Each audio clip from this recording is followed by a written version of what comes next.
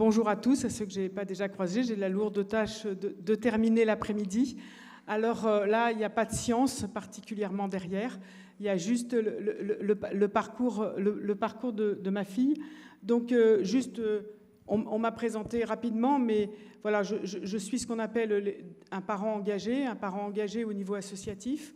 Je me suis d'abord engagée dans ma petite histoire de vie, d'abord au sein de l'ARAPI, qui est l'association pour la recherche pour l'autisme, on va dire en large, qui avait la particularité de rassembler des chercheurs et des familles. Voilà, je les ai rejoints au moment de la naissance de Marie en 92, enfin la naissance au moment de son diagnostic. Et puis après, en fait, j'ai rejoint l'ADAPI parce que c'était une association implantée depuis longtemps dans mon département et qui accompagnait les personnes. Donc voilà, donc maintenant je vais vous faire part de mes petites réflexions, voilà, sur le parcours de Marie. Alors il faut juste que je comprenne comment ça marche. Voilà. Alors là, c'est elle à peu près aujourd'hui.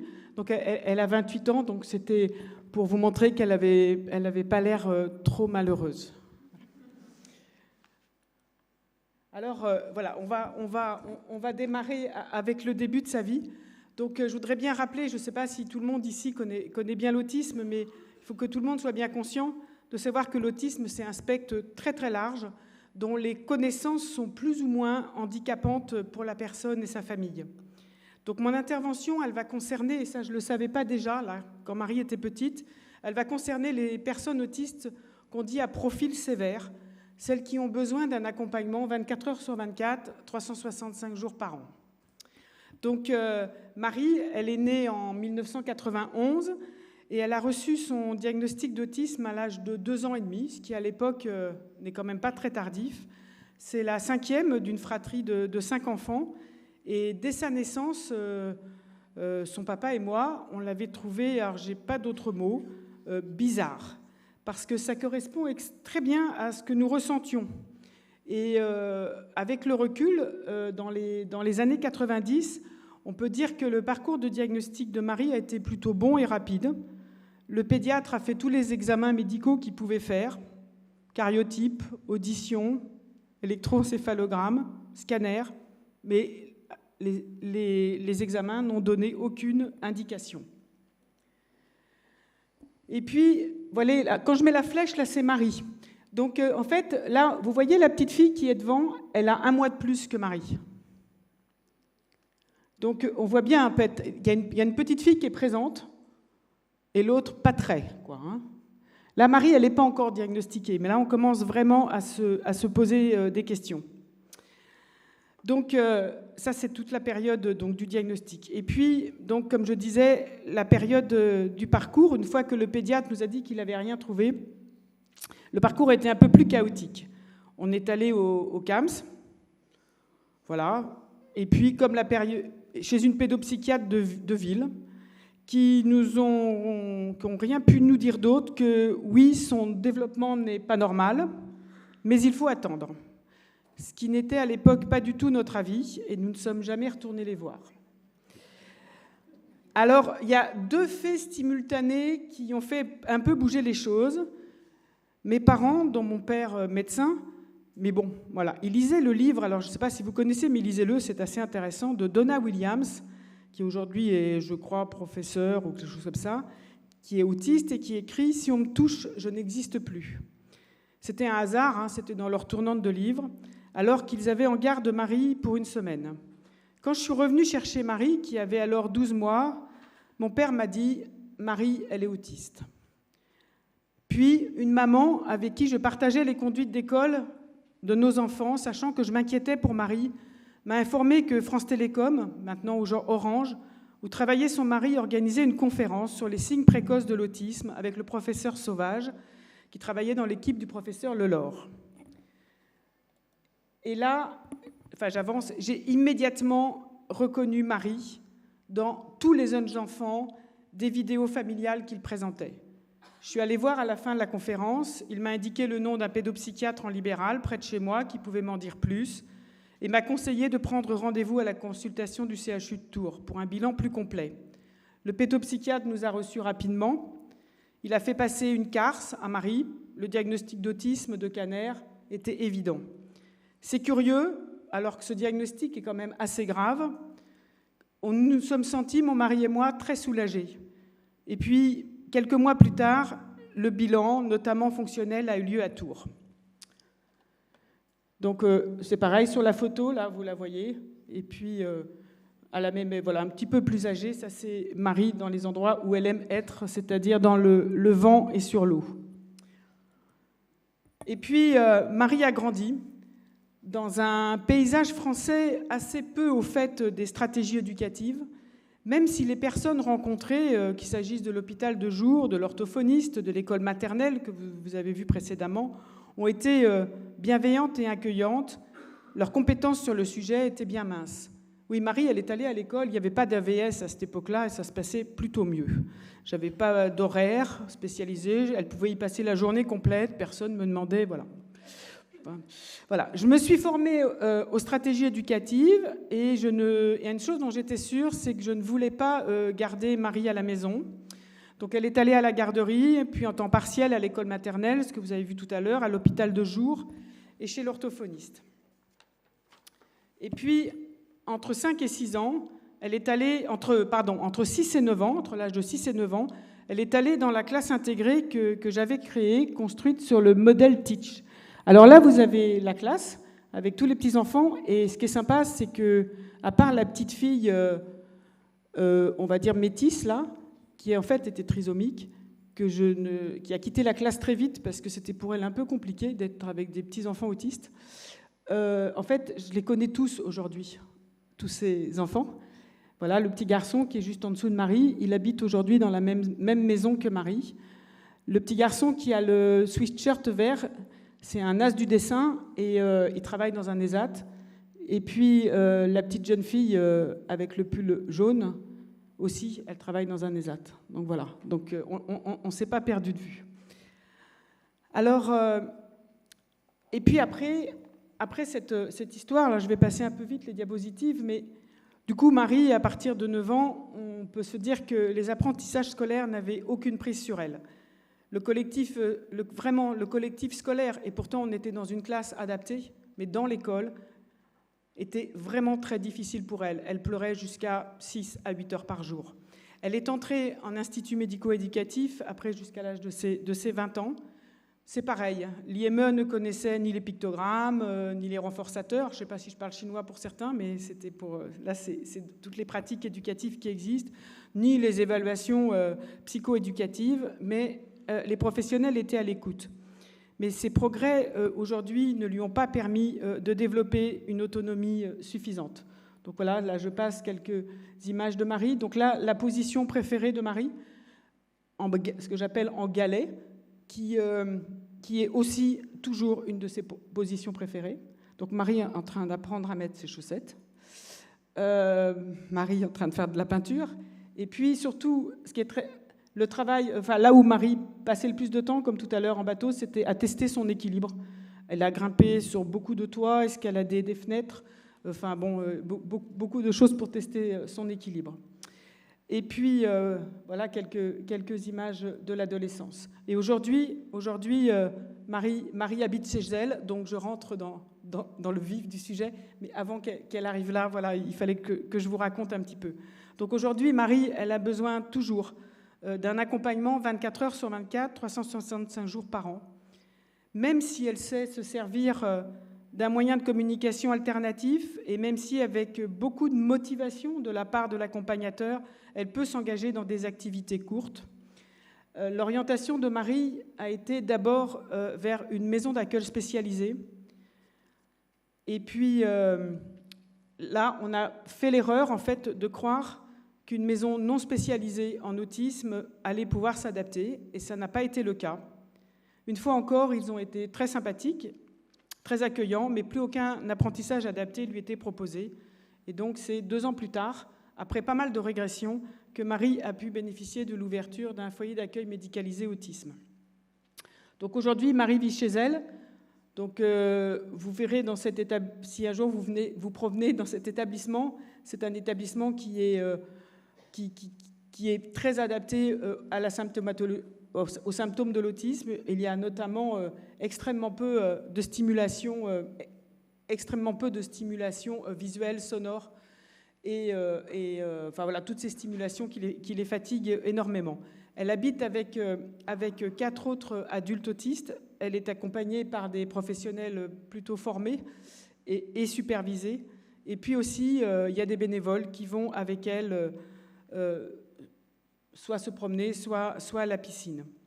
Alors, pour construire cet habitat, c'était un peu compliqué parce qu'il y a très peu d'études disponibles, juste quelques publications qui préconisent des petits effectifs, ce qui a une incidence importante sur l'organisation professionnelle, sur les surfaces autorisées et bien sûr donc des incidences d'un point de vue financier.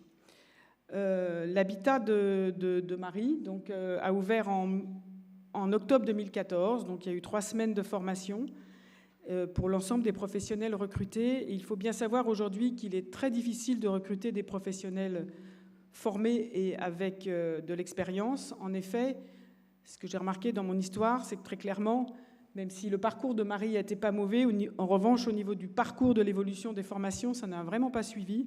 La formation initiale des professionnels n'a vraiment pas suivi l'amélioration de l'identification de l'autisme et des pratiques d'intervention. Donc ça c'est certain. Et puis, parmi les 20 personnes qui sont rentrées dans l'établissement, dans cette maison, dans ces maisons, vous avez vu, je vous ai montré tout à l'heure l'autre petit garçon.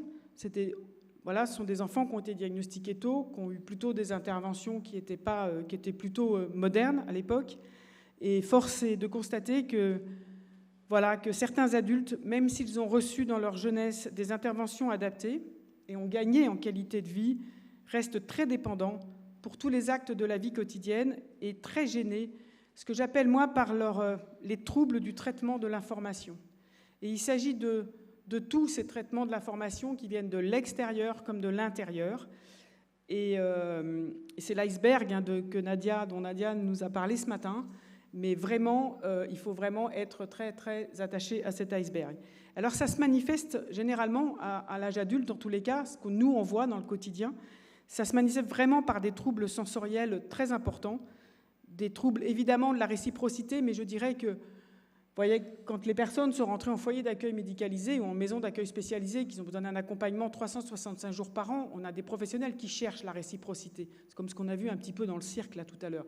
Donc en fait, ce n'est pas la plus grosse difficulté. En fait, la plus grosse des difficultés, c'est à la fois les troubles sensoriels très importants et les intérêts très restreints.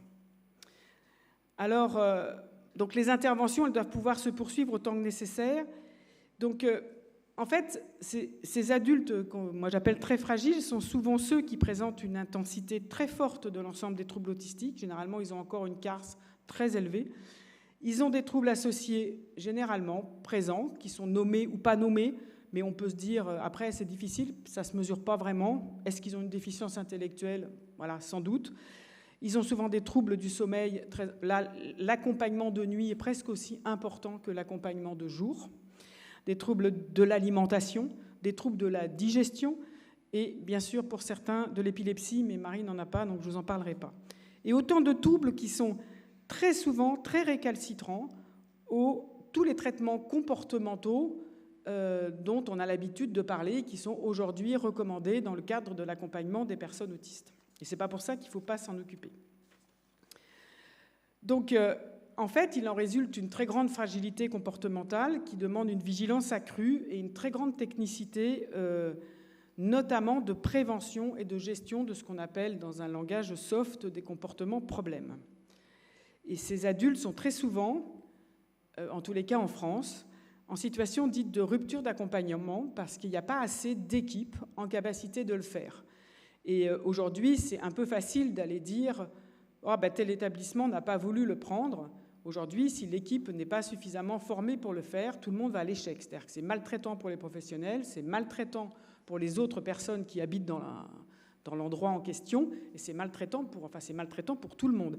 Et franchement, aujourd'hui, l'engagement et le très haut niveau d'investissement des professionnels concernés est très largement sous-estimé. Donc là, ça, c'est vraiment un appel. Il n'y a peut-être pas beaucoup de politique ici, mais j'essaie de le répéter souvent. Alors, quand même, Marie adulte, ben, c'est aussi ça, hein.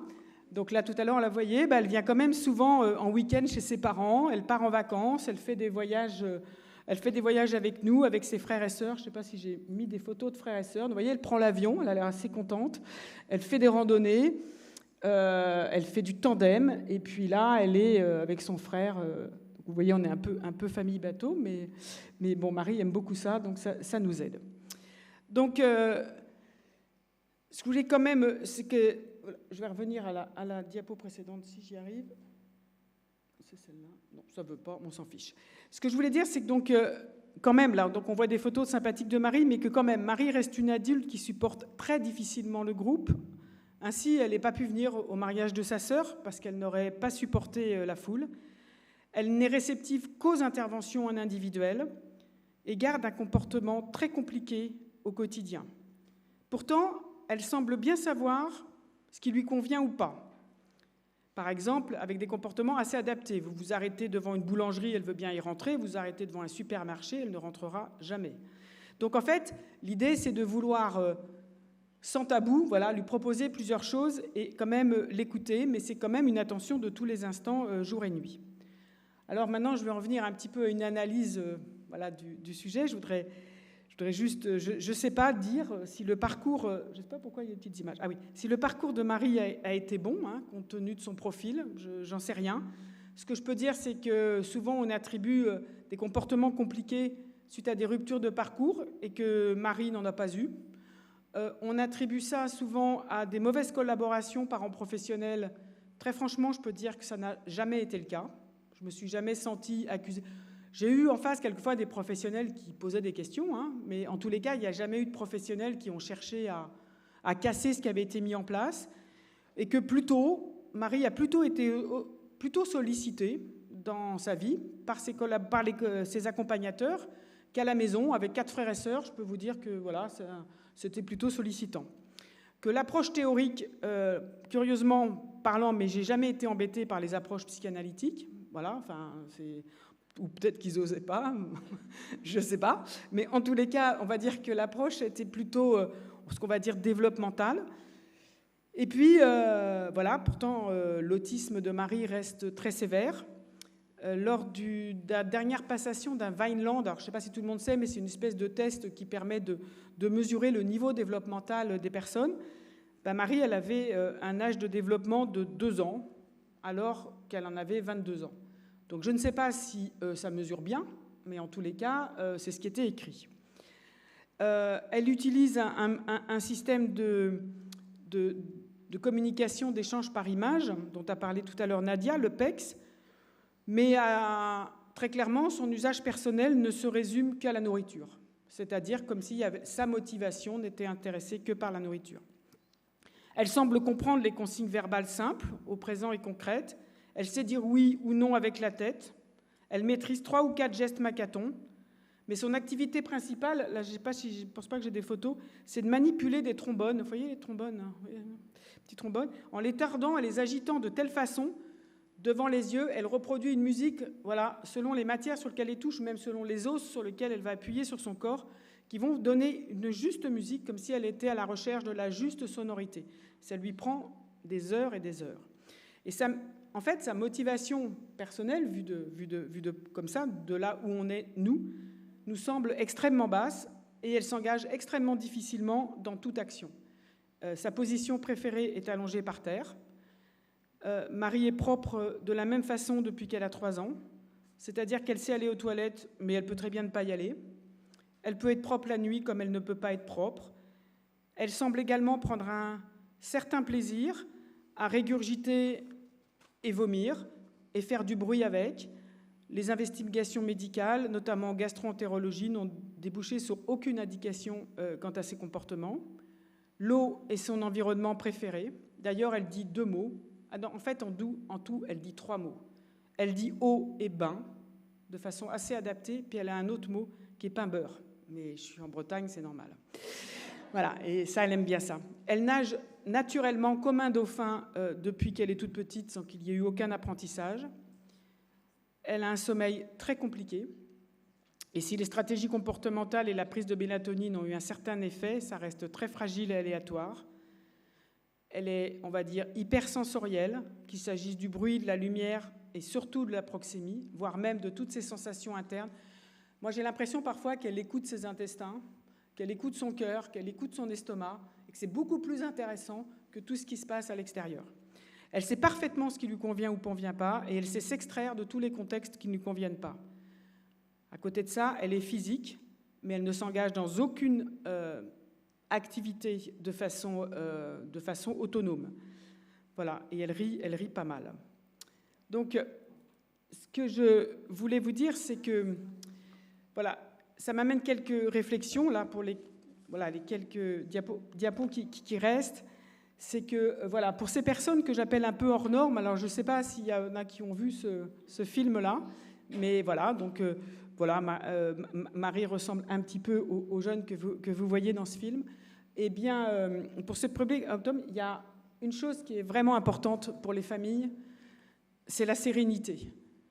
Et la sérénité, c'est vraiment de première importance, et ce qu'on ne trouve pas, évidemment, dans le film hors norme, la sérénité n'est pas vraiment là. Et la sévérité des troubles ne doit pas faire renoncer à l'objectif d'une bonne qualité de vie. Et ça, c'est vraiment un message que je voudrais faire passer.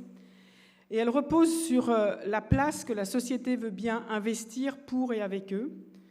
Le mot place n'est hélas plus du tout à la mode aujourd'hui, alors que moi je le trouve magnifique. Avoir sa place quelque part, c'est fondamental pour tout être humain. Et pourquoi ce mot serait particulièrement interdit pour les personnes handicapées? Aujourd'hui, il n'est plus question que de solutions ou de réponses, et je déteste ces mots qui sont en fait des mots qui répondent à des problèmes. Donc, aujourd'hui, puisque c'était le titre, c'était « Habiter est un besoin essentiel ». Alors, pour les adultes, aujourd'hui, dans nos civilisations, a priori, un adulte, ça n'habite pas chez papa et maman. Alors, on peut se poser, c'est pas obligatoire, mais a priori, les adultes n'habitent pas chez papa et maman. Habiter, c'est avoir un chez-soi, c'est se loger, se nourrir, s'entretenir, entretenir sa maison, entretenir des relations avec son voisinage, ses proches. Et là, pour les personnes dont on parle, il doit y avoir un accompagnement social. Habiter, c'est aussi se réaliser à travers des activités valorisantes, voilà, qu'elles soient des activités physiques, artistiques ou sociales. Là, l'accompagnement éducatif doit y répondre.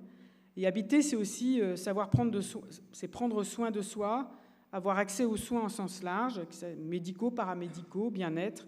Et là, l'accompagnement en santé doit y répondre. Alors, en France, aujourd'hui, le discours est celui d'une transformation vers une société dite inclusive, c'est-à-dire une société qui n'exclut personne de ses droits de citoyen. Et cela ne concerne pas que les personnes handicapées. Mais en ce qui concerne les personnes handicapées les plus fragiles, je voudrais dire aujourd'hui, que cette transformation, elle ne sera éthique que s'il y a 3 principes qui sont respectés. D'abord, faire le choix de la solidarité nationale. Ensuite, avoir le choix de son habitat et faire le choix pour une nation d'investir. Alors, la solidarité nationale, c'est d'abord ne pas faire reposer la seule responsabilité de leur destin sur les familles et les personnes handicapées. Je suis toujours très inquiète quand on s'occupe beaucoup des aidants, mais pas des places, voilà, des places d'accompagnement pour les personnes. C'est vraiment rendre effectif le choix d'habiter et de ne pas culpabiliser les parents qui ne font pas le choix de ne pas habiter avec leur enfant adulte handicapé, comme le font la plupart des parents qui ne peuvent pas vivre avec leurs enfants adultes. C'est rendre effectif le droit d'habiter chez soi et rappeler que l'accueil temporaire et le repli ne doivent pas en être un palliatif. C'est en plus. Or, la réalité, c'est qu'il y a des listes d'attente très importantes pour habiter chez soi, des exils en Belgique, en France, il y a plus de 6 000 personnes, alors elles ne sont pas toutes atteintes d'autisme, mais il y a plus de 6 000 personnes françaises qui habitent en Belgique, des maintiens en hôpital psychiatrique et au domicile de parents épuisés. Et si on a un habitat aujourd'hui quelque part, il est clair qu'il est absolument impossible de déménager. On ne quitte pas sa place faute de choix. Une très grande difficulté à habiter un département qui n'est pas celui de ses parents. Parce qu'en France, c'est organisé par les départements. Mais tout simplement que pour des organisations de financement public. Et si jamais vous changez entre guillemets, d'orientation, vous n'avez plus le droit d'habiter avec vos amis, voire même avec votre conjoint pour ceux pour qui ça peut arriver. Donc, le deuxième point, c'est avoir le choix de son habitat. Là, ça me permet de vous montrer une compétence de Marie avec l'eau. Donc, vous voyez, donc là, il y a un petit jet qui part, mais elle est capable de viser son oreille. Hein. Donc, voilà. Donc, avoir son habitat, c'est le choix, et c'est avoir le droit de déménager, le droit de choisir d'habiter avec qui on souhaite. C'est avoir le droit d'habiter dans un logement à taille humaine, et c'est le droit de ne pas dépendre de ses parents. Donc en fait, aujourd'hui, on nous fait croire que, en tous les cas en France, que c'est le mode de financement qui fait l'habitat. Or aujourd'hui, ça n'a rien à voir, c'est ni le mode de financement, c'est pas le fait qu'il s'agisse d'un établissement médico-social ou encore d'un habitat inclusif, mais c'est juste le projet de l'habitat qui fera que l'on habite ou pas. Donc ça, c'est vraiment important à se le mettre dans la tête. Donc pour terminer, il y a un moment, il faut faire le choix de l'investissement. Parce qu'on a pris l'habitude en France de voir les personnes handicapées via leur déficience et surtout de les considérer comme coûteuses, sans aller beaucoup plus loin dans la réflexion. Alors une société inclusive, elle doit aller jusqu'à cette révolution conceptuelle de passer du coût à l'investissement. Il s'agit d'abord de considérer les besoins et les attentes des personnes handicapées via leurs compétences et non plus leur déficience. Alors là, il y a pas mal de travail, mais bon, on va peut-être y arriver. Et puis, il s'agit aussi de considérer que chaque euro provenant de vos impôts à tous, alors je sais qu'à Monaco, on n'en paye pas, mais chez moi, en France, on en paye.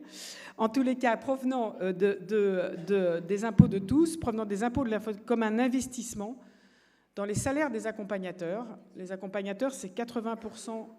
Quand le département, moi je suis présidente d'une association qui accompagne 3000 personnes. J'ai un budget de 110 millions d'euros. Je suis une grosse entreprise, en fait, il y a 1700 salariés. À chaque euro qu'on me donne, je dépense 80 centimes en salaire et 20 centimes en paiement fournisseur, bâtiment, nourriture, transport. Je garde rien pour moi. Mais, je veux dire, c'est que du travail local. Les salariés, ils vont tous redépenser sur place. Malheureusement, je ne leur donne pas des salaires qui leur permettent vraiment de s'expatrier. Et puis tout est qui sont du coup, et les fournisseurs sont eux-mêmes employeurs. Donc cet euro investi, en fait, il repart immédiatement dans l'économie circulaire. Et en plus, il permet aux familles de poursuivre leur activité professionnelle, ce qui n'est pas le cas quand les personnes handicapées restent chez elles. Donc, elles aussi, de consommer, de payer des impôts et de ne pas dépendre d'aide sociale.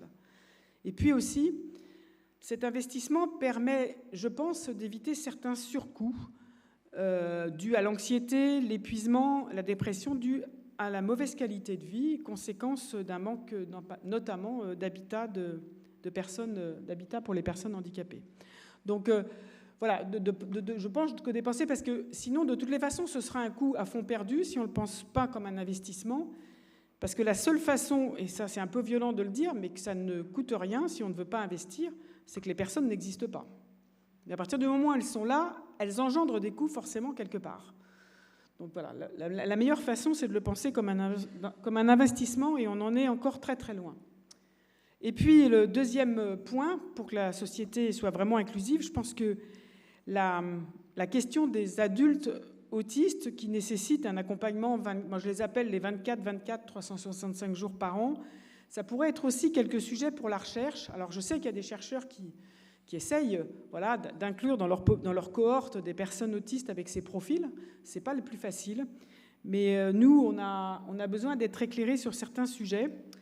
Tout d'abord, comment prendre en compte leur expression et leur autodétermination?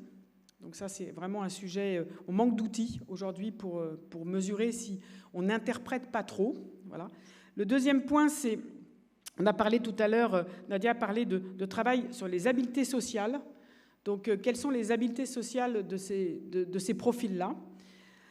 Ensuite, le troisième point, où on a besoin vraiment de travailler, c'est le maintien des liens familiaux, notamment étendus aux fratries, parce que les parents vont partir. Et ce n'est pas si simple d'accueillir chez soi un adulte autiste avec des graves troubles, des comportements assez compliqués à accompagner au quotidien. Bien sûr, nous sommes très intéressés aussi par le fameux suivi de santé. Est-ce que, par exemple, tout ce que Marie met en place, j'allais dire, de la bouche à l'anus, est-ce que c'est comportemental ou est-ce que c'est un problème de santé? Aujourd'hui, on a essayé de trouver au niveau de la santé, on n'a pas trouvé. On a essayé de trouver au niveau comportemental, on n'a pas trouvé. Donc voilà, donc il y a comme disaient les chercheurs, il faut qu'ils trouvent ce qu'on ne s'y attendait pas à chercher, à trouver. Il y a bien sûr tout ce qui est de l'ordre du suivi diagnostique. Est-ce que le diagnostic qui a été posé à Marie il y a 2 ans et demi, est-ce que si on refaisait un diagnostic aujourd'hui, est-ce qu'il serait le même? Est-ce qu'elle a eu des pathologies associées? Puis peut-être qu'à un moment, elle va vieillir, plus que ça. Donc qu'est-ce que ça va avoir à faire sur elle? Après, il y a toute la question des apprentissages tout au long de la vie. C'est-à-dire, effectivement, il y a eu des stratégies éducatives qui se sont mises en place. Les copier-coller entre ce qui est proposé aux enfants et les adultes, c'est pas si simple. Et puis, il y a tout ce qui est autour de l'architecture et de l'environnement, puisqu'on parle d'habitat. C'est-à-dire, quelle architecture penser pour un meilleur habitat pour ces personnes. Voilà toutes les questions que je me suis posées sur le petit parcours, enfin le déjà grand parcours passé avec Marie. Voilà, j'ai terminé. Merci.